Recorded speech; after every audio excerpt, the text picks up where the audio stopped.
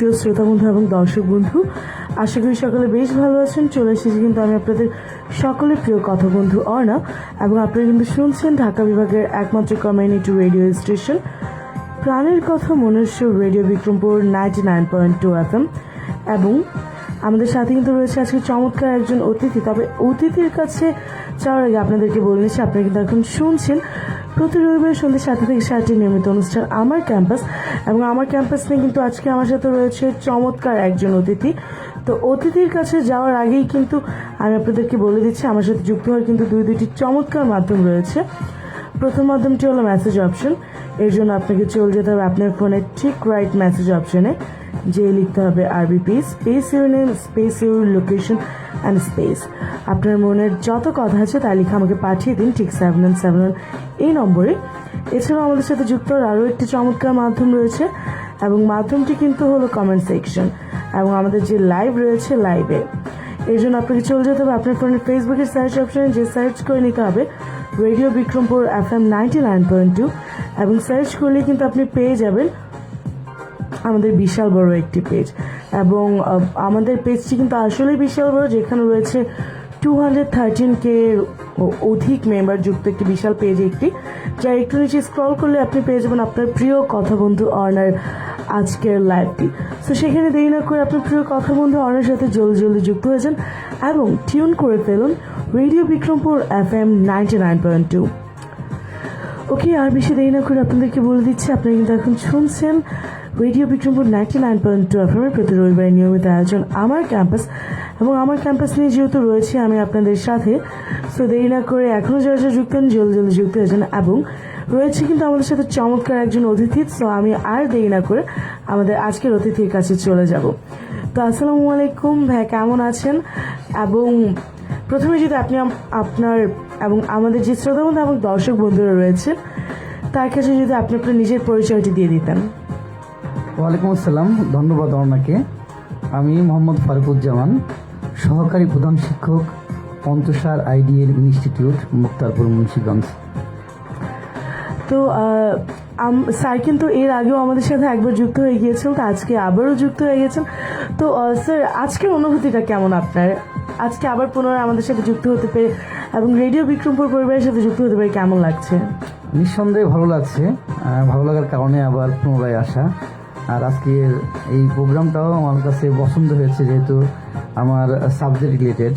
আমি সবসময় ক্যাম্পাসে থাকতে পছন্দ করি, আর সেই ক্যাম্পাসকে নিয়ে ঘিরে আজকের এই আয়োজন। আশা করি ক্যাম্পাস সম্পর্কে অনেক স্মৃতিচারণ করব, ক্যাম্পাস সম্পর্কে বিভিন্ন তথ্য দিতে পারবো।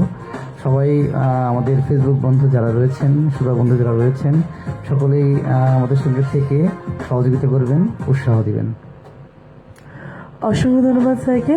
তো আমি আপনাকে প্রথমে যে প্রশ্নটি করবো যে স্যার, আপনাদের বাসা আসলে কোথায়? আপনার গ্রামের বাড়ি কোনটা আসলে? আমি আসলে আমার হোম ডিস্ট্রিক্ট জামালপুর, এটা ময়মনসিংহ বিভাগ, আগে ছিল ঢাকা বিভাগের অন্তর্গত। আমি সেই ময়মনসিংহ বিভাগের জামালপুর জেলার সদর থানা, জামালপুর পৌরসভার 4 নং ওয়ার্ডের অন্তর্গত মুসলিমাবাদ গ্রামে আমার বাড়ি। সেখানে কর্তৃক নিবাস। আমাদের প্রায় 6 পুরুষ আমাদের একই বাসায় আমরা অবস্থান করছি। তো স্যার, আপনার স্যার মুন্সিগঞ্জে আসা হয়ে উঠলো কিভাবে? আসলে মুন্সিগঞ্জ আসার পিছনে একটা বড় একটা নাটকীয়তার কথা বলে ভাই, আমি বিভিন্ন জায়গায় সৃজনশীলের ট্রেনিং করাতাম। আমার শ্রদ্ধেয় শিক্ষক এবং আমার শিক্ষাগুরু সৃজনশীলের মোহাম্মদ হুমায়ুন কবির স্যার, আমার চাচা, ওনার সাথে আমি ছিলাম 2011 সাল থেকে বিভিন্ন জায়গায় সৃজনশীলের ট্রেনিং করাতাম। একবার আমার কাছে প্রস্তাব আসলো যে, এই শোনো, তোমার তো মুন্সিগঞ্জে একটা স্কুলে ট্রেনিং করাতে হবে সৃজনশীলের। আর মুন্সিগঞ্জ সম্পর্কে আমার ছোটবেলা থেকে দুর্বলতা ছিল। আমি আমার প্রথম ছাত্রী নূরজাহান, তার বাসা মুন্সিগঞ্জ শ্রীনগরে, সে আমাদের জামালপুরে থাকতো, তাকে পড়াতাম। সেই ক্ষেত্রে থেকে মুন্সিগঞ্জের মানুষের সাথে আমার বেশ পরিচিত। এখানে খুবই এই মানুষগুলো আগের থেকেই খুব ভালো লাগতো। সেই ক্ষেত্রে যখন ট্রেনিং করাতে আসলাম, আমি মোটরসাইকেল আইডি ইনস্টিটিউটের শিক্ষকদেরকে সৃজনশীলের ট্রেনিং করাতে এসেছি। সেই ক্ষেত্রে 2016 সালের কথা, আশফাক ভাই আমাকে নিয়ে আসছেন এই স্কুলে। সৃজনশীল পদ্ধতির উপর আশফাক স্যারের সাথে কিভাবে পরিচয় আপনার? উনি আসলে আমি বিভিন্ন বেসরকারিভাবে আমি আসলে সৃজনশীলের ট্রেনিং করাতাম। উনি আমাদের এক লেকচার কোম্পানির আমাদের এক আঙ্কেল ছিলেন, ওনার মাধ্যমে আমাকে পেয়েছে, আমার টাকার মাধ্যমে। উনি বলেছিলেন যে সৃজনশীলের ট্রেনার দরকার, যে শিক্ষক এই আমাদের স্কুলটা হাই স্কুল যেহেতু শুরু হয়েছে, এই হাই স্কুলের যদি শিক্ষকদেরকে সেভাবে সৃজনশীল ট্রেন আপ করানো যায়, তাহলে গতানুগতিক যে গাইড বা নোটশিট থেকে বেরিয়ে এসে বাচ্চারা সৃজনশীল পদ্ধতিটা সম্পর্কে ভালো জানতে পারবে, লিখতে পারবে। মাশাআল্লাহ, সেই বছর থেকে 2018 সাল থেকে আমাদের পঞ্চসার আইডিয়াল ইনস্টিটিউটে আমাদের এসএসসি ব্যাচ শুরু হয়েছিল। আমরা শহীদ জিয়ার নামে প্রথম পরীক্ষা দিয়েতাম, এখন এই বছর আমরা নিজের নামে পরীক্ষা দিচ্ছি। আমি আশা করি আমাদের যে গত বছরগুলোতে আমাদের খুব ভালো ফলাফল হয়েছে, বেশ কিছু ভালো শিক্ষক রয়েছে আমাদের এখানে। আমাদের সেই সব শিক্ষক প্যানেলগুলো, বাংলার শিক্ষক আমি রয়েছি, আমাদের মুশারফ স্যার ইংলিশের শিক্ষক রয়েছেন, ওই সময় তৌফিক স্যার ছিল, আমাদের ম্যাথের শিক্ষক রয়েছেন সালমান স্যার, এবং আমাদের রাসেল স্যার, আমাদের বাইজিদ স্যার বিজ্ঞানের শিক্ষক রয়েছেন, কমার্সের জুয়েল স্যার রয়েছেন। এইভাবে সব বিষয়ের বেশ ভালো ভালো শিক্ষক রয়েছেন। আমি সেই সময় ওনারা ছিল না, প্রথম যখন আসলাম এখানে এসে সৃজনশীলের ট্রেনিং দিতে একবার আশফাক ভাই আমাকে অফার করলো যে আপনি স্কুলে জয়েন করেন। আমি বলি আসলে আমার তো সেইভাবে জয়েন করার মতো সময় নেই। স্যার আপনি 4 দিন হন সপ্তাহে, আমি সপ্তাহে 4 দিন আসতাম। খুব ভালো একটা স্যালারি দিয়েছেন, সম্মান দিয়েছেন অনেক, এখানেই আসতাম। এই আস্তে আস্তে বিক্রমপুর সম্পর্কে তো আগে ধারণা ছিল, মুর্শিদ কেমন যেন অ্যাড হয়ে গেলাম। এরপর আস্তে আস্তে এখানে তো একটা জীবনই করে নিলাম, একটা অংশই আমার এখানে একটা বড় আছে। এখানে আমার শ্বশুর বাড়ি, এখানে এখানে পরে বিয়ে শাদী করে এখানেই থাকার মতো অবস্থা। আচ্ছা, তো স্যার এই যে আমাদের যে পঞ্চসার আইডিয়াল ইনস্টিটিউট রয়েছে মুক্তাপুরে, তো এই সম্পর্কে আসলে আমরা শ্রোতা বন্ধু এবং দর্শক বন্ধুদেরকে কি জানাতে পারি? আসলে যদি এভাবে বলি যে মুন্সিগঞ্জ জেলার ঐতিহ্যবাহী শিক্ষা প্রতিষ্ঠান আমি বলতে পারি এভাবে, কারণ অনেক আমাদের মুন্সিগঞ্জে অনেক বড় বড় প্রতিষ্ঠান রয়েছে যারা অনেক আগের থেকে। আপনি জানেন যে 1993 সালে প্রতিষ্ঠানটি এটা কিন্ডার গার্ডেনের মাধ্যমে যাত্রা শুরু করে। পরবর্তীতে যাত্রার শুরু থেকে 1993 সাল থেকে 2000 লাস্ট বৃত্তি পরীক্ষা হয়েছে 2022 সাল পর্যন্ত, প্রত্যেকটা বছর আমাদের এখানে স্কলারশিপ পেয়েছে। সবচেয়ে বড় বিষয় হচ্ছে আমাদের একটা সুন্দর ক্যাম্পাস রয়েছে যেখানে শিক্ষা বান্ধব পরিবেশ। আমাদের সম্মানিত চেয়ারম্যান মহোদয় হাজী মোহাম্মদ আনোয়ার হোসেন সাহেব, তিনি বাংলাদেশ শিল্প ব্যাংকের জিএম ছিলেন। তিনি এই 75 বছর বয়সে এসেও তার যে উদ্যম পরিশ্রম, ক্যাম্পাসকে নিয়ে তার যে চিন্তা, ছাত্রদের নিয়ে চিন্তা, এই হিসাবে আমি মনে করি যে নিজের প্রতিষ্ঠান বলতে নয়, আমি একজন শিক্ষার্থীও ছিলাম। আমাদের সময় আমি জনপুর জেলা স্কুলের ছাত্র, যেখানে সুন্দর একটা ক্যাম্পাস রয়েছে। সেই সবকিছু বিবেচনা করে আমি বলতে পারি যে মন্তেশ্বর আইডিয়াল ইনস্টিটিউট মুন্সিগঞ্জ জেলার যদি কোথাও লেখাপড়া হয়, যদি বলে লেখাপড়ার জন্য যে কোনো ছাত্র ভর্তি করতে হবে, তাহলে পঞ্চসার আইডিয়াল ইনস্টিটিউটই আমি বেটার মনে করি। এই জন্য যে এখানে আপনার নিয়মিত লেখাপড়ার বিষয়টা। আরেকটা বিষয় যদি বলি, আমরা মূলত ছাত্র পাই হচ্ছে খুব মিনিমাম টাইপের ছাত্র, যেমন হয়তো জেএসসিতে 3.5 পাওয়া, অথবা এসএসসি পরীক্ষায় 4 পয়েন্ট পাওয়া, আপনার হচ্ছে পিএসসি পরীক্ষায়, অথবা খুব ভালো ফলাফলের ছাত্র পাই না, যেমন অন্য স্কুলগুলোতে যারা ভালো ফলাফল ছাড়া নেয় না। সেই ক্ষেত্রে আমরা দুর্বল ছাত্রদেরকে নিয়ে ভালো ফলাফল করাই। আমরা যদি বলি গত 2024 সালে আমাদের যে এসএসসির ফলাফল, আমাদের এখান থেকে সায়েন্স থেকে 17 জন শিক্ষার্থী পরীক্ষা দিয়ে শতকরা পাস করেছে, সেই সঙ্গে 7 জন GPA-5 পেয়েছে, এর মধ্যে 3 জন গোল্ডেন GPA-5 পেয়েছে। আমাদের সব সময়ই শতকরা 100% পাশে আর থাকে, শুধুমাত্র আমরা অন্য স্কুলের মাধ্যমে যদি পরীক্ষা দিতাম, যে কারণে পঞ্চসার আইডিয়াল ইনস্টিটিউট যে এত ভালো ফলাফল হয়, কম ছাত্র নিয়েও যে ফলাফল করে, এটা অনেকে জানতো না। তবে এই বছর 2026 সালের শিক্ষাবর্ষে আমরা নিজের নামে পরীক্ষা দিচ্ছি। আমাদের আশা করি আমরা সেই ফলাফলটার মাধ্যমে পুরো মুন্সিগঞ্জ জেলায় আমাদেরকে সেই সাক্ষ্য ডাকতে পারবো। তো অবশ্যই আমরা শুভকামনা জানাই। তো আমাদের যে পঞ্চসার আইডিয়াল ইনস্টিটিউটটি রয়েছে, এটা আসলে কোন ক্লাস থেকে কোন ক্লাস পর্যন্ত? আমাদের স্কুল মূলত pre primary, play nursery, KG, primary 1 থেকে 5 এবং হাই স্কুল 6 থেকে 10 পর্যন্ত, অর্থাৎ প্লে থেকে ক্লাস 10 পর্যন্ত 3টা এটাকে কি কলেজে নেওয়ার কোনো চিন্তা ভাবনা রয়েছে? অবশ্যই আছে, কারণ আমাদের সম্মানিত চেয়ারম্যান মহোদয় তিনি অলরেডি একটা ক্যাম্পাস প্রসারিত করেছেন। তার আমাদের নিউ ক্যাম্পাসের একটু সাইটে সেটা 7 তলা ভবন করা হচ্ছে, এখানে কলেজের করা হবে। তবে আমরা হাই স্কুল যেহেতু 8 বছর পরীক্ষা দিচ্ছি, আমাদের নিজের নামে নেই, আমরা কয়েক বছর হয়তো বা 2-2.5 বছরের মধ্যেই আমরা একটা বড় পরিকল্পনা নিয়ে যাচ্ছি হাই স্কুল আমরা কলেজ করার জন্য। কারণ যেহেতু আমাদের প্রতিষ্ঠানটি ধীরে ধীরে আগাচ্ছে, প্রায় 1000 স্টুডেন্ট আমাদের এখানে রয়েছে এবং আমাদের যে শিক্ষার যে গুণগত শিক্ষার যেটা বলা হয় যে স্কুল কেন্দ্রিক, ক্যাম্পাস কেন্দ্রিক পড়াশোনা। এখন তো বেশিরভাগ স্কুলগুলোতে দেখা যাচ্ছে যে শুধুমাত্র লেখাপড়া করে, পড়া দিয়ে বাড়ি কাজ করে ছেড়ে দেয়, বাট আমাদের এখানে আমরা চেষ্টা করি ক্লাসের পড়াগুলো ক্লাসে সমস্ত শেষ করে দেওয়ার জন্য। সেই ক্ষেত্রে আমি মনে করি যে আমাদের ক্যাম্পাসটা লেখাপড়া বান্ধব ক্যাম্পাস। অবশ্যই একদমই তো। তো লেখাপড়ার পাশাপাশি আপনাদের বিদ্যালয়ে আরো কোনো এক্সট্রা কারিকুলাম অ্যাক্টিভিটিস কি হয়ে হ্যাঁ থাকে? রয়েছে। আমরা যে আপনারা নিশ্চয়ই জানেন যে আমরা গত একটানা 15 বছর বিশেষ করে স্বাধীনতা দিবস, বিজয় দিবসে যে আমাদের জেলা প্রশাসন কর্তৃক যে আমাদের সেই কুচকাওয়াজ হয়, সেখানে আমরা প্রতি বছর আমরা সফলতার সঙ্গেই পুরস্কার পেয়ে থাকি। ফার্স্ট সেকেন্ড আমরাই হই, বিশেষ করে প্রাথমিক লেভেলে এবং হাই স্কুল লেভেলে। আমাদের কলেজ লেভেল নেই যেহেতু, আমরা দুইটা অংশে অংশগ্রহণ করি। এই লেটেস্ট দেখা যাচ্ছে যে গত 10-15 দিন আগে আমরা একটা প্রতিযোগিতায় অংশগ্রহণ করেছিলাম ইসলামিক ফাউন্ডেশন কর্তৃক আয়োজিত। আমাদের সেই প্রতিযোগিতায় আমরা 9টা পুরস্কার পেয়েছি। আজান, কোরআন তেলাওয়াত এবং আমাদের কবিতা আবৃত্তি, রচনা প্রতিযোগিতা, এইভাবে আমরাই আমাদের সবচেয়ে বেশি সংখ্যক, মুন্সিগঞ্জ জেলার মধ্যে সবচেয়ে বেশি সংখ্যক অংশগ্রহণ করেছি, মানে পুরস্কার পেয়েছি। আমাদের আরেকটা কম্পিটিশন ছিল যে বিক্রমপুর ফাউন্ডেশন থেকে একটা মেধাবৃত্তি, সেখানে আমাদের বাচ্চারা 7টা বৃত্তি পেয়েছে। সবচেয়ে মানে হাই স্কুল লেভেলে আমাদের বাচ্চাই ফার্স্ট হয়েছে। আমাদের বিভিন্ন চিত্রাঙ্কন প্রতিযোগিতা হয় বিভিন্ন আপনার দিবসে। এই চিত্রাঙ্কন প্রতিযোগিতা আমাদের খুব ভালো, বেশ আমাদের একজন শিক্ষক রয়েছেন চিত্রাঙ্কনে, মিথুন স্যার। তিনি অত্যন্ত দক্ষ একজন শিক্ষক, তার সঙ্গে দীপ্তি ম্যাডামও সহযোগিতা করে। আমাদের বাচ্চারা এই চিত্রাঙ্কন দিক থেকেও তারা খুব ভালো ফলাফল করে প্রতিযোগিতাগুলোতে। আমাদের এখানে বিতর্কের একটা টিম রয়েছে, বিতর্ক টিমে উপস্থিত বক্তৃতা, এবং আমাদের এই বিষয়গুলো আমরা বেশি কারিকুলামগুলো করাই। এবং আমাদের প্রতি বছর যে বার্ষিক ক্রীড়া প্রতিযোগিতা হয়, এখানে অনেক শিক্ষার্থী রয়েছে।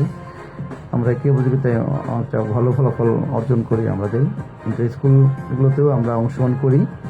বিশেষ করে আসলে এখন আমাদের শিক্ষক ছাত্রছাত্রীরা লেখাপড়ার প্রতি বেশি জোর দেয়, সেই সঙ্গে লেখাপড়ার পাশাপাশি বেশি ফোকাসটা হয় চিত্রাঙ্কন, কবিতা আবৃত্তি, এরপর রচনা প্রতিযোগিতা, এই বিষয়গুলোতে। আপনাদের এখানে খেলাধুলার কি কোনো ব্যবস্থা নেই? যেহেতু হাই স্কুল লেভেলের রয়েছে। আমাদের খেলাধুলা, আমি বললাম, আমরা খেলাধুলার জন্য আমাদের যে বিষয়টা হয়, আমরা আমাদের ক্যাম্পাসেরই একটা অংশে আমরা ইনডোর গেম যে করা যায়, বিশেষ করে আমাদের বাচ্চারা ক্রিকেট খেলে, ফুটবল খেলে পাশের মাঠগুলোতে, এবং আমাদের অনেক বাচ্চারা দাবায় খুব ভালো পারদর্শী, দাবা খেলে। এরপরে অনেক বাচ্চারা ক্যারাম ভালো খেলে। বিশেষ করে আমাদের অনেক বাচ্চাগুলো সাঁতার ভালো পারে, সাঁতার বলে। এই বিষয়গুলোতে আমরা নিয়মিত চেষ্টা করি বাচ্চাদেরকে, বিশেষ করে আমাদেরকে সবচেয়ে বেশি যে বিষয়ে আমরা ম্যানার শেখানো, বাচ্চাদেরকে কীভাবে জীবনযাপন করতে হবে, মানুষের কীভাবে মিশতে হবে, এই বিষয়গুলোতে আমরা বেশি জোর দিই। আমি যদি বলি চারুকলা বা সঙ্গীত নিয়ে কি কোনো কিছু হয়ে থাকে আপনাদের বিদ্যালয়ে? হ্যাঁ, এটা অবশ্যই আপনারা খুশি হবেন যে আমাদের চারুকলার মধ্যে আর্ট যেটা এই আর্টের আমরা এইভাবে বলেছি ইতিপূর্বে যে আমাদের আর্টের কম্পিটিশন আমাদের বাচ্চারা খুব ভালো ফলাফল করে। আমাদের বেশ কিছু ছাত্র রয়েছে যাদের চিত্রাঙ্কনে আমাদের জেলা প্রশাসকের মধ্যে খুশি হয়েছেন। আমাদের প্রতিনিয়ত আমাদের ক্লাসের আমাদের মানে নিয়মিত রুটিনের মধ্যে আমাদের ক্লাস 5 পর্যন্ত আমাদের রেগুলার আর্ট ক্লাসটা সংযুক্ত রয়েছে আমাদের। আর বিশেষ করে খেলাধুলার কথা বলেছি, খেলাধুলা আসলে এখন বাচ্চারা যেভাবে মোবাইলে আসক্ত, সেই ক্ষেত্রে আমরা মনে করি আমাদের বাচ্চাদেরকে চেষ্টা করি যে বিভিন্ন বিভিন্ন গেমসের সঙ্গে সংযুক্ত করা যায়, যাতে বাচ্চারা মোবাইল থেকে সরে থাকতে পারে। উৎসাহ দেয় যে আমাদের গতকালকে আমাদের একটা ব্যাচ, এসএসসি ব্যাচের একটা স্টুডেন্ট, তারা 10 জন রামপালে গিয়ে তারা একটা ক্রিকেট ম্যাচ খেলেছে এবং খুব ভালো একটা ফুটবল ম্যাচ খেলে তারা পাশে করতে। এইভাবে মানে প্রতিনিয়ত কোনো না কোনো ভাবে তারা এইভাবে জড়িত রয়েছে খেলাধুলার মধ্যে। আচ্ছা, তো এবং আমরা প্রত্যেকটি স্কুলে দেখি যে লাইব্রেরি রয়েছে, বাচ্চাদের পাঠ্য বইয়ের বাইরেও জ্ঞান বিস্তারের জন্য লাইব্রেরি রয়েছে। তো আপনাদের বিদ্যালয়ে কি এরকম কোনো লাইব্রেরি রয়েছে এবং বাচ্চারা কি সেখানকার সুযোগ সুবিধা ভোগ করছে? আপনি নিশ্চয়ই অবগত থাকবেন যে যারা আমাদের স্কুলে যারা লাইব্রেরি, আমাদের প্রায় 4500 বইয়ের বিশাল লাইব্রেরি রয়েছে। তবে এটাও ঠিক যে লাইব্রেরিতে বই পড়ার প্রতি মানুষের আগ্রহটা কমে গেছে। আমরা এই কয়েক বছর লাইব্রেরিটা সেভাবে পরিপূর্ণভাবে আমরা চালু করতে পারি না বলতে নিয়মিত পড়াশোনার জন্য একটা পরিবেশ যে ওটা হয়ে ওঠে নাই। বাচ্চারা হয়তো বই নিয়ে বাসায় বলতে হবে। আমরা 2026 সাল থেকে আমাদের যে বিশাল লাইব্রেরিটা রয়েছে এই লাইব্রেরিটা টোটালি বাচ্চাদেরকে যেন ওরা 1 ঘন্টা নিয়মিত আমরা ক্লাস সিস্টেম রাখবো। কারণ আমাদের প্রমোদ চৌধুরী বই পড়া প্রবন্ধে বলেছে যে আসলে জোর করে আমাদেরকে বই পড়ার পরামর্শ তারা দেন নাই, কিন্তু সত্যিকার অর্থে যদি সুশিক্ষিত হওয়ার জন্য এবং যদি আত্মার প্রসারিত করাতে চাই আমরা, তাহলে লাইব্রেরিতে বই পড়া একদম খুব বেশি দরকার। কারণ দেহের মৃত্যুর রেজিস্ট্রেশন আছে, মনের মৃত্যুর রেজিস্ট্রেশন নেই। আমরা যে দেখেন প্রতিনিয়ত আমাদের বাচ্চারা দেখে মন খারাপ থেকে, অর্থাৎ দেহের যে মৃত্যুর রেজিস্ট্রেশন নেই, মনের মৃত্যুর, এই মনের মৃত্যু রোধ করার জন্য বই পড়া দরকার। আমরা অবশ্যই আমাদের এই লাইব্রেরিটাকে খুব আরও আমাদের পরিচালক মহোদয় খুব জোর দিয়েছেন, যেহেতু প্রায় 4,500 বইয়ের একটা বিশাল লাইব্রেরি আমরা আরও সংযুক্ত করব এবং যেন বই পড়ার প্রতি আগ্রহ থাকে, এই ব্যাপারে আমাদের খুবই নজর রয়েছে। তো আমরা জানতে পেলাম যে পঞ্চাশের আইডিয়াল স্কুলে কিন্তু শুধুমাত্র যে পাঠ্য বইয়ের মধ্যেই যে এরা জ্ঞান দিতে সীমাবদ্ধ এরকম কিন্তু মোটেও নয়। পাঠ্য বইয়ের বাইরেও এরা জ্ঞান দিয়ে থাকে এবং এছাড়াও খেলাধুলা, যে কোনো ধরনের আর্ট বা যে কোনো কিছুতেই কিন্তু পঞ্চাশের আইডিয়াল পিছিয়ে নেই। একাগ্রতা দিয়ে কিন্তু এরাও এগিয়ে যাচ্ছে। তো আসলে আমাদের বিদ্যালয়ের যেই অনেক তো বললেন যে বিদ্যালয়ের অ্যাক্টিভিটিস নিয়ে বিদ্যালয়ে কী কী শিক্ষা হয়। এবার যদি বলি যে বিদ্যালয়ের শিক্ষকদের কথা, আসলে আমাদের বিদ্যালয়ের শিক্ষকরা কেমন? যেহেতু প্রি প্রাইমারিতে টিচাররা একরকম হতে হয়, প্রাইমারিতে এক ধরনের হতে হয় এবং হাই স্কুলে একরকমের হতে হয়। তো আপনাদের বিদ্যালয়ে আসলে কেমন? আপনি নিশ্চয়ই আশ্চর্য হবেন যে আমাদের প্রি প্রাইমারিতে 2-1 জন শিক্ষক ছাড়া অধিকাংশই অনার্স মাস্টার্স কমপ্লিট করা শিক্ষক, এবং আমাদের প্রাইমারি থেকে হাই স্কুল পর্যন্ত প্রত্যেকটি বিষয়ভিত্তিক যে বিষয় যে বেশি ভালো জ্ঞান রাখে, যারা ভালো যে বিষয় ভালো পড়াতে পারে, এরকম না যে এক শিক্ষকই সব সাবজেক্ট পড়াচ্ছে। অঙ্কের শিক্ষক ইংলিশ পড়াচ্ছে, ইংলিশ শিক্ষক অঙ্ক পড়াচ্ছে, এরকম না। যে বিষয় দীর্ঘদিন পড়াচ্ছে, এক্সপিরিয়েন্স যার বেশি রয়েছে যে বিষয়ে, সেই বিষয়গুলো তারাই পড়াচ্ছে, বিষয়ভিত্তিক পড়াচ্ছে। এটা আমাদের একটা বড় সুযোগ রয়েছে। আর আমরা জানেন যে এখানে বেশ কিছু বিএডধারী শিক্ষক রয়েছে। আমি নিজেও জগন্নাথ থেকে এমএড সম্পন্ন করছি। আপনার এখানে শিক্ষকদের যে মান, আমাদের ইংরেজি শিক্ষক, আমাদের ম্যাথের শিক্ষক, আমাদের ফিজিক্স কেমিস্ট্রি শিক্ষক যারা রয়েছে, ম্যাক্সিমামই বিভিন্ন বিশ্ববিদ্যালয় থেকে আসা। তার চেয়ে বড় কথা হলো প্রত্যেকেই যে প্রশিক্ষণপ্রাপ্ত। আর তারপরে আমরা যে কাজটা করি, আমরা ইনডোর যে ট্রেনিংগুলো করাই, আমি নিজে করাই, সৃজনশীলের ট্রেনিং করাই, এবং বাচ্চারা কীভাবে ভালো সেবা পেতে পারে আমাদের কাছ থেকে, সেইভাবে টিচারদেরকে নিয়ে আমরা ট্রেনিং করাই, এবং আমাদের সম্মানিত পরিচালক মহোদয় প্রতিনিয়ত মনিটরিং করেন বিষয়গুলো। আমার মনে হয় যে আমাদের এত মিটিং হয়, এত আপনার ট্রেনিং হচ্ছে, এটা শুধুমাত্র শিক্ষকদের মান উন্নয়নের পাশাপাশি ছাত্রছাত্রীর জন্য ভালো সেবা পায়। আমরা বলবো যে ভালো পড়াতে পারি এটা না, আমরা ভালো সেবা দিচ্ছি। শিক্ষকতা একটা সেবা। একটা বাচ্চা যদি ভালোভাবে লেখাপড়া করতে পারে, সেই লেখাপড়ার মধ্যে দিয়ে যদি পরবর্তী সময় যদি একটা ভালো ফলাফলের মধ্যে দিয়ে তার পরিবারের জন্য একটা অ্যাসেট হয়ে যাবে, আমরা এটাই মনে করি। আমাদের লাস্ট যে গত বছর একটা মেয়ে খুলনা মেডিকেলে চান্স পেয়েছে। তার বাবা একটা গাড়ি ভাড়া দেয়, রেন্টিকার। তার আরেক বোন আমাদের স্কুলে পড়েছে, সে এখন প্রাইভেট মেডিকেলে পড়ে, ও সরকারি মেডিকেলে পড়ে, নাম তাম্মি। তার বোন জগন্নাথ বিশ্ববিদ্যালয়ে পড়ে, ছোট বোনটা আমাদের স্কুলে ক্লাস 9-এ পড়ে। 4টা মেয়ে। এই 4টা মেয়ে আমার সাথে আমার কথা হইতে যাবো, আপনার 4টা মেয়ে, কিন্তু কখনো ভাববেন না আমাদের সমাজে যেটা হয় যে কারো যদি মেয়ে বেশি হয় সে মনে হয় একদম সাগরে পড়ে গেল। এখন আমি দেখতে পাই বড় মেয়েটা মেডিকেলে পড়ছে। বড় মেয়েটাকে করোনার সময় আসলে লেখাপড়াটা একটা বন্ধ হয়ে গেছিল, একটা হতাশ হয়ে গেছিলেন, যে কারণে মেয়েটাকে বিয়ে দিয়েছে। কিন্তু হাজবেন্ডটা অনেক ভালো, তাকে প্রাইভেটভাবে পড়াচ্ছে মেডিকেলে। মেয়েটা জগন্নাথ বিশ্ববিদ্যালয়ে পড়ছে অ্যাকাউন্টিংয়ে। আর 3 নম্বর মেয়েটা, যে তৃতীয় মেয়েটা, সে তাম্মি। সে আমাদের স্কুল থেকে এসএসসি পাস করার পরে রামপাল কলেজ থেকে ইন্টারমিডিয়েট পাস করে সে এখন খুলনা মেডিকেলে সরকারিভাবে চান্স পেয়েছে, সে পড়ছে। আর ছোট মেয়েটা ক্লাস 9-এ পড়ে, তাম্মি শেখ। এই যে আমরা দেখতে পারি যে আমরা একটা পরিবার যদি বলি, ওনাদেরকে আমরা সাপোর্টও করেছি, আমরা বিভিন্নভাবে সাপোর্ট করা বলতে পারি, মেন্টালি বলেন, যেভাবে বলেন।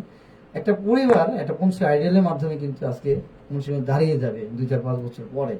এটাই আমাদের সার্থকতা। শুধু তামিদের পরিবার না, এরকম অনেক পরিবারও আছে যারা বিভিন্ন মেডিকেলের চান্স পেয়ে বিশ্ববিদ্যালয়ে পড়াশোনা করে ভালো জায়গায় জব করবে। আমাদের অনেক ছেলে মেয়ে এখান থেকে ইন্টারমিডিয়েট পাস করে আপনার হচ্ছে অস্ট্রেলিয়া চলে গেছে। আমাদের লাস্ট একটা রিসেন্ট মেয়ে হচ্ছে আপনার লিহা নামের একটা মেয়ে।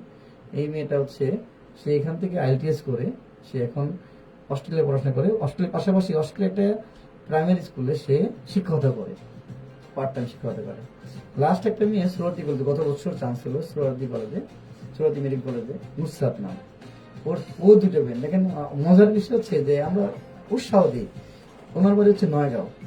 ওনার বাবা চাকরি করে কাজ করে হচ্ছে একটা আলু মানে রেখে যে আলুর ব্যবসা জানেন তো, আলু রেখে আলু রেখে আলু বিক্রি করে। মধ্যবিত্ত পরিবার। তবে বড় মেয়েটা সরকারিভাবে মেডিকেল চান্স পেয়েছে, পড়ানো কলেজে পড়াশোনা করেছে। ছোট মেয়েটাও খুব মার্শাল্লাহ ভালো, সেও মেডিকেল চান্স পাবে। তাহলে একটা মধ্যবিত্ত পরিবারের একটা দুইটা মেয়ে তার কোনো ছেলে নাই। আমরা বলতাম যে আপনার এই দুইটাই মেয়ে তো ছেলে কাজ করবে। আমি আশা করি যে ওর যে পড়াশোনা এবং দুই বোনই একদম এমবিবিএস পাস করে, এবং বড় মেয়েটা তো অলরেডি ভর্তি হয়েছে, ছোট মেয়েটাও হবে। আমার যেটা মনে হয় যে প্রথম বিসিএস হয়ে যাবে ওদের মেয়ে। এটা আমাদের একটা বড় মানে আশা করতে পারি। এইভাবে অনেক পরিবার, আমি কয়টা কথা বলবো, আমাদের ক্যাম্পাসের থেকে উঠে আসা, যেটা অনেক মুন্সিগঞ্জের মানুষ অনেকে জানেই না যে ক্যাম্পাস থেকে যে আমরা বললাম না আমাদের পরীক্ষাটা দেবো স্কুলের মাধ্যমে, এবং যে কারণে অনেকে হয়তো জানে না। আমরা একটা জিনিস মনে করি, আমি আপনার এই রেডিওর মধ্যে বলতে পারি যে বর্তমানে সবচেয়ে বড় ইনভেস্ট হচ্ছে লেখাপড়ায়। ইনভেস্ট টাকা দিয়েও করা যায়, ইনভেস্ট সময় দিয়েও করা যায়। যে কথা বললাম যে নুসরাতের মা রেগুলার স্কুলে আসতে সময় দিয়েছে, টাকার চেয়ে সময় দিয়েছে, এবং মেয়েটা সেও সময় দিয়ে লেখাপড়া করেছে। এটাও একটা সময়, একটা ইনভেস্ট, টাকাও একটা ইনভেস্ট। আমি মনে করি যে শিক্ষা খাতে যদি কেউ বেশি ইনভেস্ট করে, যা ইনভেস্ট করে তাতে 2 গুণ না 3 গুণ না 10 গুণ বেশি আপনার হচ্ছে রিটার্ন পাওয়া যায়, যেটা অন্য কোনো জায়গায় পাওয়া যায় না। একদম। তো আমরা স্যার শিক্ষকদের কথা বলছিলাম। জি, শিক্ষকদের কথা তো অলরেডি আমি বলেছি যে আমাদের শিক্ষক যারা রয়েছে, আমি এটা মানে হচ্ছে যে আপনাদের তাহলে মানে প্রত্যেকটা হচ্ছে যে আমাদের তো 3টা সেকশন রয়েছে, like pre primary, primary, high school. তো 3টাতে আমরা ভিন্ন ভিন্ন ক্যাটাগরির টিচার পেয়ে থাকি। প্রত্যেকের শিক্ষাগত যোগ্যতা ভিন্ন। হ্যাঁ, এটা ঠিক আছে। যেমন আজকে আমি যে আসলাম, আমার আসতে একটু দেরি হয়েছে। আজকে আমি 2জন শিক্ষক স্যারের সঙ্গে বসে ইন্টারভিউ নিয়ে শেষ করে আসছি। একটা শিক্ষক নিয়োগ দেওয়া হলো, সে হচ্ছে ঢাকা ইউনিভার্সিটি থেকে আয়ার ইন্টারন্যাশনাল রিলেশনস আয়ারে পাশ করা, এবং তার ব্যাকগ্রাউন্ড আর্টস, এবং সে আমাদের এখানে ওর বিসিএস হয়ে গেছে, একটাতে রিটার্ন দিবে, এটা 2টা পিলি হয়ে গেছে। বলছে স্যার আমি যেদিন থাকি আমি করবো এখানে, সে চাকরি হওয়ার আগ পর্যন্ত। বিসিএস রিটার্ন হয়েছে, রিটার্ন পরীক্ষা দিবে, ভাইবা দিবে, আরও তো সময় প্রসেস। আর ওনার ওয়াইফ হচ্ছে জগন্নাথ বিশ্ববিদ্যালয় থেকে বাংলায় অনার্স ও মাস্টার্স করা। সে আমাদের এখানে প্রাইমারি এবং হাই স্কুল 2টাতেই ক্লাস নেবে। এইভাবে আমরা তাকে জয়েন করালাম। আমরা রেগুলার, আমাদের এখানে হয়তো অনেকে জানি না যে কত এখানে ভালো ভালো শিক্ষকরা এখানে চাকরি করে, আবার এখান থেকে চাকরি করে অনেকে চলেও যায়। আমরা সেখানে আমাদের পরিচালক স্যার বলেছেন যে অন্তত একটা সার্টেন টাইম পরে যদি সে কোথাও ভালো অপরচুনিটি পাই আমরা আটকাই না, কিন্তু আমাদের কখনো পদ শূন্য থাকে না। যেমন আজকেই নিয়োগ 2টা করলো আপনাদের মাধ্যমে, এডিটের মাধ্যমে আমি জানিয়ে দিতে যাচ্ছি যে 2জন শিক্ষক, একজন ঢাকা বিশ্ববিদ্যালয় থেকে আয়ারে পাশ করা, সে আমাদের আর্টসের ডিপার্টমেন্টে জয়েন করবে। আরেকজন হচ্ছে জগন্নাথ বিশ্ববিদ্যালয় থেকে বাংলায় অনার্স মাস্টার্স করা, সে হচ্ছে এখন এখানে বাংলায় শিক্ষক হিসেবে জয়েন করবে। অলরেডি আগামী 20 দিন থেকে আজকে তার ভাইবা পরীক্ষা হলো। ভাইবার পরে আপনার চাকরি রিটার্ন হয়েছে, রিটার্নের পরে ডেমো ক্লাস হয়েছে, ভাইবার পরে আজকে 7টার সময় তাদেরকে নিয়োগ দেওয়া হলো, এবং তারা এখানে শিফট করবে। আমাদের পরিবেশ সব পছন্দ হয়েছে, সে ক্যাম্পাসে সারাদিনই ছিল আজকে। হাজবেন্ড 2জনই এখানে জয়েন করছে। শুভকামনা। তো এরপর স্যার আমার যে প্রশ্নটি থাকবে যে শিক্ষার্থীদের ক্ষেত্রে, তো আমরা অনেক সময় দেখি যে শিক্ষার্থীরা মাঝে মাঝে মানসিক চাপেও ভোগে পারিবারিক সমস্যার কারণে। তো এই ক্ষেত্রে কি আপনাদের বিদ্যালয়ের শিক্ষকরা কি মানে সহানুভূতি কি দেখিয়ে থাকে? আপনি অবশ্যই শিক্ষার্থীর প্রতি কি কোনো অধিক মনোনিবেশন করা হয়? আমি আপনাকে এইভাবে বলছি, আমাদের ক্লাস 6 একজন ছাত্র রয়েছে, হচ্ছে আপনার নদীর ওই পারে, যেটা আমাদের চর মুক্তারপুর যেটা বলে, ওইখানে তার বাসা, পশ্চিম মুক্তারপুর।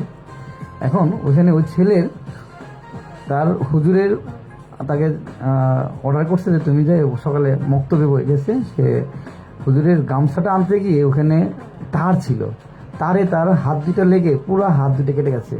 আমাদের স্কুলে সে পড়ে, আমরা তাকে যাওয়ার পরে বললাম, সে মানসিকভাবে ভেঙে পড়ছে। যে আমরা তার বাবা মাকে বললাম, তাকে বললাম যে তুমি ক্লাস 5-এ পড়ো, তুমি এই স্কুলে 6 থেকে 10 পর্যন্ত পড়বে এবং তোমাকে আমরা হেল্প করব। এবং আপনারা জানেন ছেলেটা পা দিয়ে লেখে, আমাদের স্কুলে পড়ে, ওখানে পা দিয়ে লেখে। এই পা দিয়ে লেখে সে এবার সবকটা বিষয়ে ভালো করেছে, পাশ করেছে, খুব ভালো রেজাল্ট করে নাই কিন্তু মোটামুটি রেজাল্ট করেছে। ছেলে ও কিন্তু খেতেও পারে না। আমাদের বাচ্চারা কি করে, ওদের খাইয়ে দেয়। হয়তো একসঙ্গে বসে কিছু খাচ্ছে, ওকে খাইয়ে দিচ্ছে, ওর খাতাটা উল্টায় দিচ্ছে, কারণ পা দিয়ে লেখার পরে হয়তো বা সে খাতাটা উল্টায় দিচ্ছে। প্রশ্ন ওকে দেখা যাচ্ছে যে ওর প্রত্যেকটা কাজে নামতে কষ্ট হচ্ছে, ওকে নিয়ে নামতেছে। এবং সবচেয়ে বড় যে বিষয় হচ্ছে যে ওর যখন খাবারটা আসে, ওর মা না আসে, তখন খাবারটা বাচ্চারা খুলে, এবং আমরা শিক্ষকরাও কি করি, ওকে একটু খাইয়ে দিই এবং বাচ্চারাও তাকে হেল্প করে। আমার মনে হয় যে মুন্সিগঞ্জ জেলাও বলতে পারি আমি, মুন্সিগঞ্জ জেলাতেও কোনো এরকম বাচ্চা আছে কিনা আমার জানা নেই যে তার 2টা হাত নেই, পা দিয়ে লেখাপড়া করে এবং শিক্ষকরা ছাত্র তাকে খাইয়ে দেয়, বাচ্চা তার বাবা মা সাহায্য করে। এই সহানুভূতি আপনি আমাদের স্কুলে আসলে দৃষ্টান্তমূলক একটি উদাহরণ কিন্তু এটি।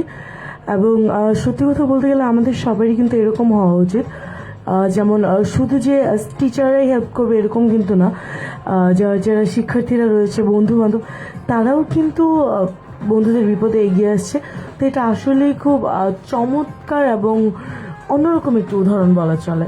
উদাহরণ কিন্তু না, এটি কিন্তু একটি বাস্তব ঘটনা বলা চলে। তো এছাড়াও যদি আমরা বলতে চলি যে আমি যদি আপনাদের বিদ্যালয়ের যে সভাপতি মহোদয় রয়েছে ওনার কথা যদি জিজ্ঞেস করি, তো ওনার সম্পর্কে যদি আপনি একটু কিছু বলতেন।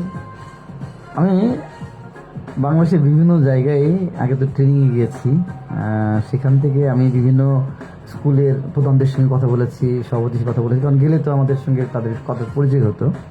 এবং আমি এখানে চাকরি করি এই বিধায় না, আমি ওনার মতো একজন শিক্ষা পাগল, অর্থাৎ শিক্ষা অনুরাগী, শিক্ষার জন্য যে এত তার যে দরদ, 75 ইয়ার্স, এই বয়সী একটা মানুষ সকাল 8টায় এসে বিকাল 5টা-6টা পর্যন্ত স্কুলে থেকে ক্যাম্পাসে থাকে। আজকে যে আমাদের যে ক্যাম্পাসের অনুষ্ঠান, আমি তাকে এই প্রোগ্রামটা তাকেই উৎসর্গ করবো। কারণ ক্যাম্পাসে আমার মনে হয় সারা বাংলাদেশে এমন কোনো সভাপতি নেই যে সকালে এসে রাত পর্যন্ত থেকে বাচ্চাদেরকে খোঁজখবর, শিক্ষকদেরকে মোটিভেশন দেওয়া এবং প্রতিষ্ঠান কীভাবে চলছে সেগুলো দেখা, এরকম মানে শিক্ষা অনুরাগী মানুষ আপনার পাওয়া দুষ্কর এই সময়ে। উনি ব্যক্তিগত জীবনে আসলে ওনার অনেক কথা শোনাচ্ছি। উনি যে তার এই স্কুলটা করার পেছনে সবচেয়ে বড় যে তার স্বপ্ন ছিল যে এই অঞ্চলে একটা ভালো স্কুল হোক যেখানে মানুষ লেখাপড়া করতে পারবে। আপনি দেখেন এখানে অনেক ভালো ভালো স্কুলও হয়েছে এবং সেই ভালো ভালো অনেক স্কুলেতে যে ভর্তি, এত পরিমাণ ভর্তির টাকা থাকে অথবা খরচ এত বেশি থাকে যে হয় না। আমাদের এখানেও খরচ আছে, আমরা বলবো না আমাদের, তবে যে খরচটা আমাদের এখানে হয় সেই খরচটা আপনার দেখবেন একটা স্টুডেন্টকে যদি প্রাইভেট পড়তে হয়, ক্লাসে বাসায় একটা টিচার রাখতে হয়, সেখানে কিন্তু বেশ খরচ চলে যায়। আমরা যে পরিমাণ শিক্ষকদের স্যালারি দিই এবং সেই কারণে আমাদের একটা বেতন স্ট্রাকচারও রয়েছে, যেখানে প্রাইভেট প্রতিষ্ঠান আমাদের কোনো সরকারি হেল্প নেই। সেক্ষেত্রে আমাদের যে কয় টাকা বাচ্চারা বেতন দেয়, আমি মনে করি যে প্রত্যেকটা টাকায় তাদের উসুল হয়ে যায়। এবং এখানে সবচেয়ে বড় কথা, উনি আমাদের একটা কথা বলেন যে বাচ্চারা যেন না শিখে যেন স্কুল থেকে না যায়, যেন শিক্ষা নিয়ে যায়। ওনার মতো এমন একটা শিক্ষা অনুরাগী মানুষের কথা মানে না বললেই না হয়। আসলে একদমই কিন্তু তাই। আমাদের যে পরিচালক মহোদয় রয়েছে উনি মানে একদমই ভিন্ন চিন্তাধারা নিয়ে আসলে এসেছে এবং ওনার মতো ডেডিকেটেড মানুষ আসলে আমরা এই সময়ে এসে খুব কমই দেখতে পারি। উনি আসলে সত্যিই খুব শিক্ষানুরাগী একজন ব্যক্তি। তো এরপরে আমি যার কথা জিজ্ঞেস করবো যে আপনাদের বিদ্যালয়ের যে প্রিন্সিপাল রয়েছে ওনার সম্পর্কে যদি আপনি কিছু বলতেন। আমি ওনাকে দূর চিনি। উনি আমাদের এরকম বুরহান স্যার ছিলেন, রামপাল কলেজ প্রতিষ্ঠাতা প্রিন্সিপাল। ওনার মৃত্যুর পরে উনি মূলত ভারপ্রাপ্ত প্রধান শিক্ষকের দায়িত্ব পালন করার পরে পরিপূর্ণভাবে প্রিন্সিপালের দায়িত্ব পালন করছেন। একজন দক্ষ নারী নেতৃত্ব যদি বলি আমরা, যে ওনার মধ্যে রয়েছে, মানে সবচেয়ে বড় যে ওনার সবচেয়ে বড় যে মানে আমি বলবো তার মধ্যে যে দুরন্ত সাহসী এবং পরিশ্রমী একজন মানুষ। সীমাবদ্ধতা থাকবে, তারপরেও উনি চেষ্টা করেন। সবচেয়ে বড় যে শিক্ষকদের সাথে আন্তরিকতা, স্পষ্টবাদী একজন মানুষ এবং আন্তরিকতার সাথে সবাইকে হেল্প করে, এবং সে এই প্রতিষ্ঠানটাকে নিয়ে তার অনেক ভাবনা রয়েছে এবং এই প্রতিষ্ঠানটা আরও ভালো এগিয়ে যাক, যে কারণে সবসময় শিক্ষকদের যোগাযোগ করা। এবং প্রধান শিক্ষক হিসেবে আমি তাকে বলবো যথেষ্ট দক্ষ এবং ভালো প্রধান শিক্ষক, এবং আমাদের সাথে তার সম্পর্ক অনেক ভালো। এবং আমি সহকারী প্রধান শিক্ষক, আমার সাথে আমার সিনিয়র শিক্ষকদের সাথে এক কথায় যে আমরা যে তার সাথে মিলে কাজ করছি, বেশ ভালো উনি কাজ করছেন। তো আসলে আমাদের যে প্রিন্সিপাল ম্যাম রয়েছে উনি কিন্তু আসলে সত্যি মানে খুবই সুন্দর মনের মানুষ, প্লাস আসলেই নাই নেতৃত্বের উদাহরণ ওনাকে বলা ছিল। উনি খুবই পরিশ্রমী একজন মানুষ এবং সত্যি খুব আন্তরিক মনেরও একজন মানুষ। তো পরবর্তী আমার যে প্রশ্নটি থাকবে যে আমি জানি যে বর্তমানে আমাদের নিউ প্লেয়ের ভর্তি কার্যক্রমটি চলমান, তো এই বিষয়ে যদি একটু আমাদের শ্রোতা বন্ধু এবং দর্শক বন্ধুদের অবগত করা হতো।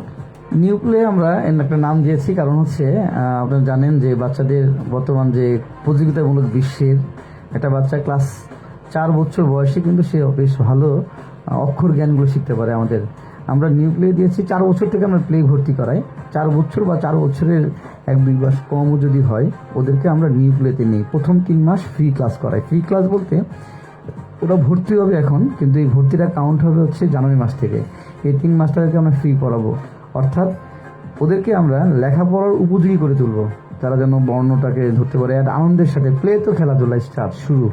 আমরা চেষ্টা করি যে তারা যেন লেখাপড়ার জন্য লেখাপড়ার বিষয়টা কি, বা স্কুলে আসতে হবে কেন, স্কুলে এসে কীভাবে বসতে হবে, কীভাবে ক্লাসে ঢুকতে হবে, টিচার আসলে দাঁড়াইতে হবে, এবং টিচাররা বোর্ডে লিখলে দিক দেখতে হবে, এই বিষয়গুলো তাদেরকে এই 3 মাস ট্রেনিং করাই, আমরা অভ্যস্ত করাই, যেন সে ব্যাগটা কাঁধে নিয়ে ক্লাসে ঢুকতে পারে, তার কাছে সালাম দেয়। আমরা যে তাকে বলে যে স্কুলে আসলে বাসায় গিয়ে বাবা মাকে সালাম দিতে হবে, জাস্ট যে ম্যানার যে শেখানোর বিষয়গুলো, এই বিষয়গুলো আমরা চেষ্টা করি এই 3 মাসে। এবং তারা মোটামুটি এই 3 মাসে অনেকে আবার অক্ষর জ্ঞান হয়ে যায়, স্বরবর্ণগুলো। আমরা যদি একটু ভর্তির প্রসেসটা জানতে পারতাম। আমরা এখানে প্রথমে আসবে, ওরা 3 মাস ফ্রি ক্লাস করবে। ক্লাস করার মধ্যে আমাদের নিজস্ব একটা খাতা থাকে, খাতাগুলো পড়ায়। আমরা ভর্তি হওয়ার জন্য প্রথমে আমাদেরকে বাবা মাদেরকে আইডি কার্ড, ছবি, বাচ্চার ছবি, জন্মনিবন্ধনপত্র, জন্মনিবন্ধন সনদ লাগবে, এগুলো নিয়ে তারা অ্যাকাউন্টসে ভর্তি হবে। ভর্তির জন্য যে পরিমাণ আমাদের এখানে আছে সেটা ক্রাইটেরিয়া ফিল আপ করে তারা ভর্তিগুলো হয়ে যাবে। আচ্ছা, তো ডেফিনেটলি এর জন্য আপনাদেরকে অ্যাকাউন্টসে যে কথা বলতে হবে, তথ্য কেন্দ্রে যে কথা বলতে হবে, এবং সেখান থেকে একটি ভর্তি ফর্ম নিয়ে ফর্মটা ফিল আপ করতে হবে, এবং এর সাথে সাথে বাচ্চার একটি জন্ম নিবন্ধনের ফটোকপি, বাচ্চার 1 কপি ছবি, এবং বাবা মায়ের এনআইডি কার্ড বা জাতীয় পরিচয়পত্র একটি করে ফটোকপি, এবং পিতা মাতারও দুইজনেরই 1 কপি করে ছবি প্রয়োজন। এবং ফর্ম ফিল আপে যা যা রয়েছে, যা যা তথ্য চেয়েছে, সেসব তথ্য পূরণ করে যেই সব জিনিসগুলোর কথা বললাম, সেই কাগজপত্র এবং ছবিগুলো জমা দিয়ে, প্লাস ভর্তির যে একটা ফি রয়েছে, একটা ফি ধার্য করা রয়েছে, সেই ফিটি দিয়ে কিন্তু আপনারা চাইলেই আমাদের পঞ্চেশ্বর আইডিয়াল ইনস্টিটিউট মুক্তাপুর মুন্সিগঞ্জে কিন্তু ভর্তি হয়ে যেতে পারেন। এবং শিক্ষার অনন্য একটি উদাহরণ কিন্তু আমাদের পঞ্চেশ্বর আইডিয়াল ইনস্টিটিউট। সো আপনারা কিন্তু চাইলেই সেখানে যে যোগাযোগ করে ভর্তি যেতে পারেন। এবং আসলে কি আমাদের কথাগুলো যুক্তিযুক্ত নাকি না, সেটি কিন্তু আপনি নিজে চাইলেই কিন্তু একটু কষ্ট করে হলে যে পরখ করে দেখে নিতে পারেন। তো অনেকক্ষণ ধরে তো আমরা কথা বলছি আমাদের পঞ্চেশ্বর আইডিয়াল ইনস্টিটিউটের যে ক্যাম্পাস রয়েছে, ক্যাম্পাসটি নিয়ে। তো এবার আসলে আমার কাছে মনে হয় যে আমাদের শ্রোতা বন্ধুদের কাছে এবং দর্শক বন্ধু যারা রয়েছে তাদের কাছে যাওয়া উচিত, না হলে এরা কিন্তু আসলে অনেক অনেক অনেক বেশি রাগ করে ফেলবে। তবে যাওয়ার আগে আপনাদেরকে জানিয়ে দিচ্ছি, আপনারা কিন্তু এখন শুনছেন ঢাকা বিভাগের একমাত্র কমিউনিটি রেডিও স্টেশন এবং বিক্রমপুরের একমাত্র ইলেকট্রনিক মিডিয়া প্রাণের কথা মনের সুর রেডিও বিক্রমপুর 99.2 FM। চলছে কিন্তু ঠিক রবিবার সন্ধ্যা 7টা থেকে 7টার নিয়মিত অনুষ্ঠান আমার ক্যাম্পাস, এবং আমার ক্যাম্পাস নিয়ে কিন্তু আমাদের সাথে রয়েছে পঞ্চেশ্বর আইডিয়াল ইনস্টিটিউটের সহকারী প্রধান শিক্ষক আমাদের মোহাম্মদ ফারুকুজ্জামান স্যার। এবং অসংখ্য ধন্যবাদ আজকে আমাদের সাথে যুক্ত হওয়ার জন্য। তো আর দেরি না করে আমি এবার আমাদের যে কমেন্ট সেকশন রয়েছে, কমেন্ট সেকশন রয়ে যাব। দেখতে পাচ্ছি প্রথমে আমাদের সাথে রয়েছে Tipu Khan. Welcome to radio Bikrampur 99.2 FM। ভাই বলছি নিরন্তর শুভকামনা রইল তোমার এবং তোমার পরিবারের সবার জন্য ফারুক। ধন্যবাদ টিপু ভাই। উনি আমার সাংগঠনিক গুরু।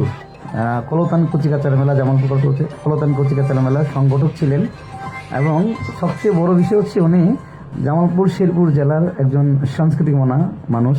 তার হাতে অসংখ্য ছাত্র এই জগতে এসে ভালো অর্জন শুভকামনা করেছে এবং তিনি ভালো ফলাফল করেছেন। বাচ্চাদেরকে শিখান, তবলা শিখান, গিটার শিখান এবং আমাদের জামালপুর শহরটাকে তিনি একদম সাংস্কৃতিক অঙ্গনে যা বলে ওনাকে আমরা জামালপুরবাসী তার জন্য কৃতজ্ঞ। ধন্যবাদ। অসংখ্য ধন্যবাদ। এরপর দেখতে পাচ্ছি আমাদের সাথে রয়েছে সোমায়া সুমা আপু। Welcome to radio Bikrampur 99.2 FM। আপু বলছে আসসালামু আলাইকুম, কেমন আছেন? ওয়ালাইকুম আসসালাম, আলহামদুলিল্লাহ আপু বেশ ভালো আছে, আপনি কেমন আছেন একটু জানিয়ে দেবেন। আপু বলছে nice program, thank you so much. আপু বলছে ব্যাকগ্রাউন্ড মিউজিকটা একটু কমাও। আপু একটু যদি কাইন্ডলি জানাবেন যে এখন কি ঠিক আছে নাকি। রয়েছে মিনহাজুল আবেদিন ভাই বলছে কেমন আছো অর্ণব? আলহামদুলিল্লাহ ভাইয়া, অর্ণাপু বেশ ভালো আছে, আপনি কেমন আছেন একটু জানিয়ে দিন। মিনহাজুল আবেদিন ভাইয়া বলছে সাউথ কোরিয়া থেকে শুনছি। অসংখ্য ধন্যবাদ ভাইয়া সাউথ কোরিয়া থেকে আমাদের সাথে যুক্ত থাকার জন্য।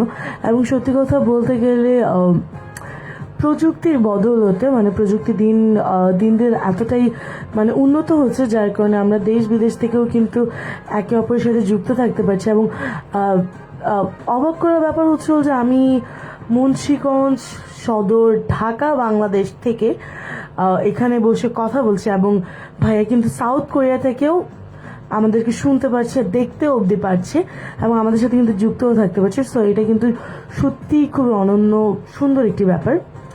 এরপর আমাদের সাথে রয়েছে নীলিমা হোসেন আপু। Welcome to radio Bikrampur 99.2 FM। আপু বলছে প্রিয় একজন শিক্ষক। হ্যাঁ, ধন্যবাদ নীলিমা। উনি আমাদের শিক্ষক ছিলেন, আমার ছোট বোন। এক কথায় সে আমি বড় ভাইয়ের মতো ওকে দেখতাম এবং ভালো মেয়ে একজন। ধন্যবাদ নীলিমা। রয়েছে আমাদের সাথে মিনহাজুল আবেদিন ভাইয়া বলছে আমি রেডিও মহানন্দা 98.8 FM নিয়মিত শ্রোতা। রেডিও মহানন্দা না শুনে তোমাকে শুনছি, খুব ভালো লাগছে। অসংখ্য ধন্যবাদ মিনহাজুল ভাইয়া, অসংখ্য ধন্যবাদ। ইট মিনস আ লট। এবং আমি আশা করবো যে আমাদের পরবর্তী প্রোগ্রামগুলোতেও আমি আপনাকে পাশে পাবো, আপনি আমাদের সাথে যুক্ত হয়ে যাবেন। অসংখ্য ধন্যবাদ এবং আমাদের রেডিও বিক্রমপুর পরিবার আপনাকে স্বাগতম। রয়েছে আমাদের সাথে এমডি ননি মিয়া বলছে sir how are you, nice program. ধন্যবাদ ননি, আমার ছোটবেলার প্রাইমারি স্কুলের বন্ধু।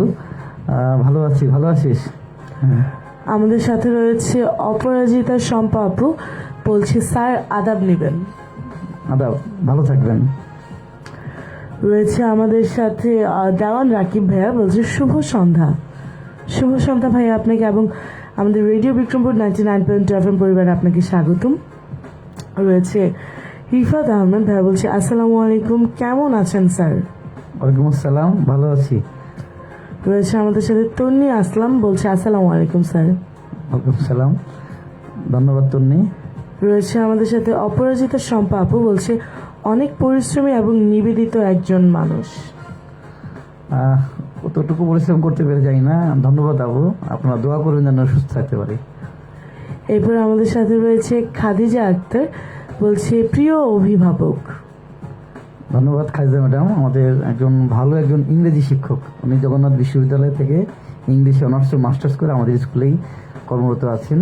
খুবই সবচেয়ে বড় কথা হচ্ছে উনি আজকে ওনার গতদিন পা পুড়ে গেছে, এই পুরা পা নিয়েও সে স্কুলের ক্যাম্পাসে এসেছে এবং ক্লাসগুলো করেছে, অনেক কষ্ট করে করেছে। স্কুলের প্রতি আমাদের শিক্ষকদের এই আন্তরিকতার কোথাও পাওয়া যায় না। এটা একটা বড় একটা বিষয় আমরা মনে করি। মানে ওনার পায়ে গরম পানি পড়ে পা পুড়ে গেছে, তারপরে উনি খুব কষ্ট করে এসেও ক্লাসগুলো মিস করেন নাই। এটা একটা বড় একটা ম্যাডামের জন্য আন্তরিক ভালোবাসা এবং মানে সত্যি কৃতজ্ঞতা যে এই যে শিক্ষকরা এতটা ডেডিকেশন দিয়ে মানে বাচ্চাদেরকে পড়িয়ে থাকে। এটা সত্যিই মানে আমরা শিক্ষকদেরকে যতটা সম্মান দেই আসলে এরা এর থেকেও আরো বেশি সম্মান প্রাপ্য। তো অসংখ্য ধন্যবাদ যারা যারা আমাদের সাথে যুক্ত রয়েছেন এবং যারা যারা কমেন্ট করছেন। আসলে সবগুলো কমেন্ট নেওয়া সম্ভব হচ্ছেন যেহেতু ঘড়িকাটা বলছে 8:15 ইতোমধ্যে মানে আমাদের কিন্তু বিদায় নেওয়ার পালা চলে এসেছে। তবে বিদায় নেওয়ার আগে কিন্তু আমি আসলে আমাদের সাথে আজকে যে আমাদের ফারুকুজ্জামান স্যার রয়েছে, তা আসলে কেমন লাগছে এখন, মানে সেই যে প্রথম প্রোগ্রাম করে এবং আজকে আবারও আপনার বিদ্যালয়ের শিক্ষিকার সাথে একটি প্রোগ্রাম করতে পারে, আপনার অনুভূতিটা আসলে কেমন? সত্যি অর্থে একটা অনুভূতির বড় অনুভূতি আমার কাছে লাগছে যে এই অনুষ্ঠানটির মাধ্যমে জামালপুর এবং মুন্সিগঞ্জ এই দুই অঞ্চলের মানুষের একটা মিলন মেলা হয়ে যাচ্ছে, কারণ এখানে কমেন্ট করছে, তারা দেখছে। সে সঙ্গে আমার অনেকগুলো এখানে দেখা যাচ্ছে যে কমেন্ট জমা হয়ে যাচ্ছে, তারা কেউ উত্তর দিতে পারছি না এই সময়ের সংকটের কারণে। আমি সবাইকে ধন্যবাদ জানাই। তার চেয়ে বড় কথা হচ্ছে একটা লাইভ প্রোগ্রাম। আমি এমনিতেই অনেক বক্তৃতা বিতর্ক করি, কিন্তু কথা দেখাচ্ছে যে একটা লাইভ প্রোগ্রাম করার অভিজ্ঞতাও কম। এখানে এসে আমার লাইভ প্রোগ্রামগুলো করছি, ভালো লেগেছে, এটাকেও করেছি, আজকেও করলাম। আর সবচেয়ে বড় কথা হচ্ছে যদি আমি এই ক্যাম্পাসের মাধ্যমে আমি একটা জিনিসই সবাইকে আহ্বান জানাবো যে আপনাদের সন্তানের ক্যাম্পাসমুখী করুন। যদি একটু ক্যাম্পাসমুখী করতে পারেন, অনেক বাচ্চারা আছে, আমার নিজের ছেলেও আমার স্কুলে পড়ে, নার্সারিতে পড়ে, সেই স্কুলের ক্যাম্পাসে আসলে যেতে চায় না। আমি আমার ক্লাস শুরু হয়ে যায়, যে কারণে আমি ওকে জোর করে রেখে আসি এক পর্যায়ে যে এই দেখে দেবো সেটা চলো, কিন্তু সে ক্যাম্পাস ছেড়ে যেতে চায় না।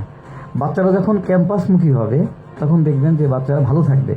ক্যাম্পাস এমন একটা পবিত্র জায়গা যেখানে থাকা অবস্থায় সে সকল ধরনের নেতিবাচক কাজ থেকে বলে সব জগতের অন্য দিক থেকে সে সরে একটা শিক্ষামুখী এবং সুন্দর পবিত্র জায়গায় সে অবস্থান করবে। এই জন্য বাচ্চাদেরকে চেষ্টা করবেন প্রতিনিয়ত স্কুলে আসার জন্য। স্কুলে আসলে স্কুল প্রাঙ্গণে আপনারা যখন থাকবে, আপনারা নিশ্চয়ই জানেন শিক্ষক এবং শিক্ষার পরিবেশ, এই দুইটা জিনিস আমাদের খুব দরকার। অনেক ক্যাম্পাসে সেই পরিবেশটাও হয়তো সেভাবে গড়ে ওঠে নাই। আমি আশা করব যে প্রত্যেকটা শিক্ষা প্রতিষ্ঠানেই আশা করি ভালো সবাই শিক্ষকরা চেষ্টা করেন। তবে ছাত্রছাত্রীদের জন্য চেষ্টা করব, আহ্বান করব যে আপনারা আপনাদের ক্যাম্পাসটাকে আরও সুন্দর করে তোলেন, ক্যাম্পাসের পরিবেশটা সুন্দর করে তোলেন এবং ক্যাম্পাসে প্রতি ভালোবাসা প্রদর্শন করেন। তাহলে একটা সুন্দর ক্যাম্পাসের মাধ্যমে একটা সুন্দর জাতি গড়ে উঠতে পারবে। একদমই ঠিক। তো আজকে যারা যা আমাদের সাথে যুক্ত ছিলেন তাদেরকে অসংখ্য ধন্যবাদ এবং যারা যারা শেষ সময় আমাদের সাথে যুক্ত হয়েছেন তাদেরকে আসলে অসংখ্য ধন্যবাদ। এবং আমি যদি বলবো যে স্যার যেহেতু বিদায় নিয়ে নিতে হবে, তো বিদায় নেওয়ার আগে যদি একটু কিছু বলে নিতেন এবং আমাদের শ্রোতা বন্ধু এবং দর্শক বন্ধুদের থেকে যদি আজকের মতো বিদায় নিয়ে নিতেন। আমি সর্বপ্রথম আগেও বলেছি, এখনো বলছি যে রেডিও এফএম, যে আজকে আমি এই প্ল্যাটফর্মে আমাকে অনেকে চিনতে পারছে, এই জন্য আমি এই বিক্রমপুর রেডিও এফএম কে আমরা কৃতজ্ঞতা জানাচ্ছি আমাদের যারা আজকে অনুষ্ঠান দেখেছেন।